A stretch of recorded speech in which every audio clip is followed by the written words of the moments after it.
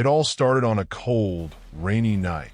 I had just moved into a small apartment downtown, hoping for a fresh start. The building was old, the kind that creaked and groaned as if it had a life of its own. From the moment I stepped inside, something felt off. The air was thick, heavy, like the walls had soaked up decades of secrets. At night, the silence wasn't comforting, it was suffocating. I kept hearing faint noises, whispers carried by the wind, but I brushed them off as my imagination. That first night, I woke up abruptly at 3 a.m., drenched in cold sweat. My phone had fallen from the nightstand, the screen shattered, though I hadn't touched it. But the worst part? The closet door was wide open. I was sure, absolutely sure, I had closed it before going to sleep. The next morning, I convinced myself it was just a coincidence. Maybe I had been careless. Maybe the apartment settled weirdly at night. I tried to ignore the gnawing anxiety clawing at the back of my mind. But that night, things escalated. As I lay in bed, a soft murmuring sound filled the room. It was coming from the closet. My body stiffened, my breath caught in my throat. The whispers were hushed, unintelligible, but undeniably real. I reached for my phone and turned on the flashlight. The door was slightly ajar. My fingers trembled as I pushed myself up, every instinct screaming at me to run. Just as I reached for the handle, a deafening bang echoed through the room. The door slammed shut on its own. My heart pounded against my ribs like a trapped animal. I stumbled backward, grabbed my keys, and ran out, spending the rest of the night in my car, afraid to go back inside. By morning, exhaustion and frustration got the better of me. I refused to be scared out of my own home. Forcing myself back inside, I tried to act like nothing had happened. But when I checked my phone, my blood ran cold. There was a new audio file saved at exactly 3 a.m. My hands trembled as I pressed play. At first, there was only static, then a slow, raspy breathing, and then a voice, low, distorted, and unmistakably angry. "Get out." My stomach twisted into knots. I needed someone else to hear this. I called my friend Mark, told him everything. He was skeptical, but agreed to come over. That night, we sat in my living room, waiting. At 3 a.m. sharp, the closet door creaked open. We froze. The air grew dense, suffocating.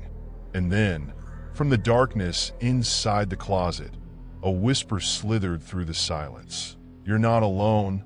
Mark shot up, grabbing his phone to record. "If someone's here, show yourself." His voice wavered, false bravado. The room plunged into chaos. The lights flickered violently. The walls seemed to pulse. The temperature dropped so drastically, I could see my breath.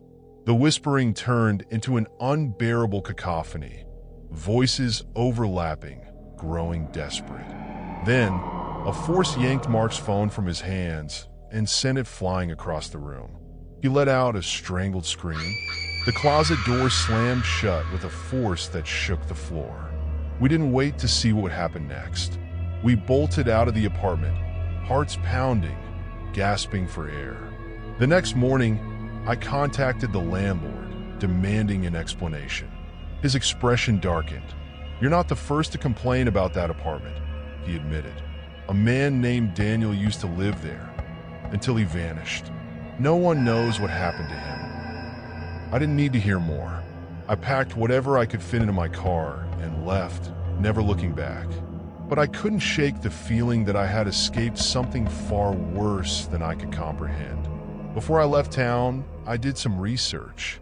Daniel had disappeared without a trace, his belongings left untouched. No signs of forced entry, no explanation. Some believe he ran away. Others whispered about something darker. And then I found it, his last message to a friend. A single text sent at 3 a.m. "It's watching me." I slammed my laptop shut, my hands ice cold. Even now, in my new home, far away from that cursed apartment, I wake up at 3 a.m., my body drenched in cold sweat. And sometimes, just sometimes, I swear I can still hear the whispering in the dark. I had always been drawn to old buildings. Something about their history fascinated me. The idea that so many lives had passed through them, leaving behind invisible traces. When I found an apartment in an abandoned-looking but surprisingly cheap building, I couldn't resist. The landlord barely spoke, just handed me the keys with a strange look in his eyes. The halls smelled of dust and something faintly metallic. The elevator didn't work, so I took the stairs to my unit on the 5th floor. As I unlocked the door, I felt a shiver run down my spine. Something about the air inside was wrong, heavy, as if the room itself was holding its breath. The first few nights were uneventful, but something felt off. The walls were too thin. I could hear things. Footsteps in the hallway, whispers in the vents. One night, I was woken up by the sound of someone knocking on my door. 3 slow, deliberate knocks. I jumped out of bed, heart pounding. Peeking through the peephole, I saw nothing. Just the dimly lit hallway. No one in sight. I hesitated before unlocking it, but when I did, the hallway was ice cold. A single footprint, wet, as if from a bare foot, marked the wooden floor outside my door. I slammed it shut and locked it twice. The next morning, I asked the other tenants if they had heard anything, but they all avoided my eyes. An old woman on the 3rd floor muttered something under her breath and crossed herself as I passed. That night, I heard the knocking again. 3 slow knocks. This time, I didn't answer. I stayed in bed, covering my ears, but the sound got louder. Then, at exactly 3:33 a.m., the knocking stopped, and something else began. A whisper so close it felt like it was inside my room. "Let me in." My breath caught in my throat. I couldn't move. The whispering didn't stop until dawn. I decided to look into the building's history. What I found made my stomach turn. Decades ago, there had been a fire. A man was trapped inside apartment 503, my apartment. They never found his body, only the outline of where he had burned. Some said his spirit still wandered the halls, knocking on doors, looking for a way back in. That night, I placed salt by the entrance and lit a candle, hoping to keep whatever it was at bay. But at 3:33 a.m., my candle flickered out. The knocking came again, this time from inside my closet. 3 slow, deliberate knocks. My breath hitched. I reached for my phone, but before I could dial, the door burst open on its own. And in the darkness, I saw it. A shadow, taller than any man, standing just beyond the threshold. I ran. I didn't bother packing. I just grabbed my keys and fled. As I sprinted down the hallway, I heard doors opening behind me, one by one, as if something was following. I didn't stop until I was out on the street, panting, shaking. When I looked up at my apartment window, I saw the silhouette standing there, watching, smiling. I never went back. A week later, the building was condemned and scheduled for demolition. But before they tore it down, I visited one last time. I found my old apartment door, 503, still intact among the rubble. And there, on the wood, were 3 fresh knocks, deep enough to splinter the surface, as if something had been trying to get out.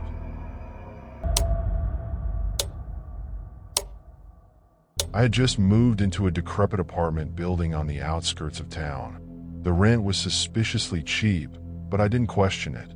The place smelled of damp wood and something faintly metallic, like rust or blood. The landlord, an old man with sunken eyes, handed me the keys without a word and left. The hallway lights flickered as I stepped inside. My unit, for 05, had peeling wallpaper and a single, cracked mirror in the bedroom. That first night, I noticed something strange. The apartment across from mine, for 06, had its door slightly open. But as I approached to peek inside, it creaked shut on its own. I told myself it was just a draft, but something about that apartment unsettled me. The next morning, I asked the elderly woman from 402 about it. She went pale. 406 has been empty for years. No one lasts more than a week here. That night, I couldn't sleep. The sound of footsteps echoed in the hallway. Slow, deliberate. I checked the peephole, nothing. But as I turned away, a knock came from 406. I froze. The air felt thick, heavy, like something unseen was pressing against my chest. Then, a whisper right behind me. "Let me in." I didn't open the door. I didn't even breathe. Eventually, the knocking stopped, but the unease lingered. I avoided the hallway after dark, but the next night, I woke up to the sound of my doorknob rattling. I sat up, my heart hammering. Then my phone buzzed, a message from an unknown number. "Look outside." My stomach twisted. Slowly, I turned to my window. Across the alley, in the darkened room of 406, someone stood in the shadows, watching me. I couldn't make out a face, just the outline of a figure too still, too unnatural. Then, the message came again. "Let me in." I packed my bags.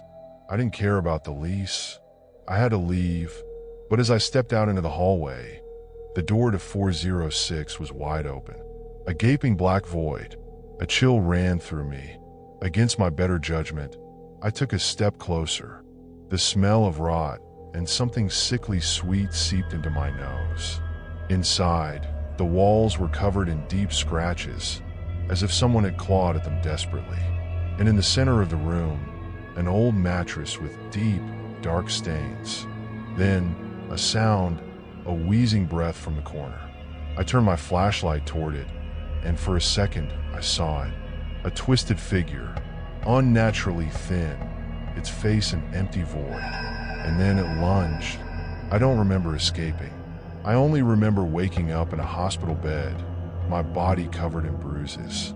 The doctor said I was found in the street, screaming incoherently. My apartment? The landlord swore no one had lived in 405 for decades. My belongings were gone, as if I had never been there. But I know the truth. I see it every night in my dreams.